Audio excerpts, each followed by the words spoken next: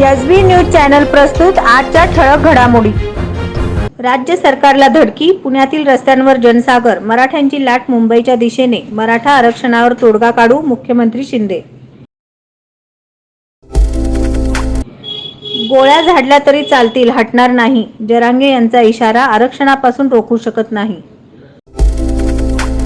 3 वाहनांच्या विचित्र अपघातात 6 जण ठार, अहमदनगर कल्याण मार्गावर एसटी बसची ट्रॉली व मोटारीला धडक।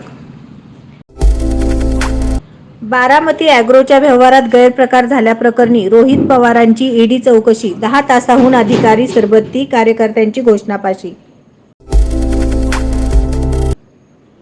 अयोध्येत भाविकांकडून देणग्यांचा ओघ, दिवसभरात 3 कोटी रुपये अर्पण, श्रीरामांमुळे यूपी बनणार धनवान। सोलापूर येथील इलेक्ट्रो 2024 प्रदर्शनाचे उद्घाटन, विविध गृहउपयोगी वस्तूंच्या सवलतीच्या दरामध्ये विक्री व प्रदर्शन। सोलापूर येथील हिंगुलांबिका या देवीची शाकंभरी पौर्णिमेनिमित्त फुलाफळांनी सजवले हिंगुलांबिका मंदिर। नगरपंचायत कर्मचाऱ्यांना कार्यालयात कोंडून ठोकले टाळे, उपोषणकर्त्याचा आक्रमक पवित्रा, 14 जणांविरुद्ध गुन्हा दाखल।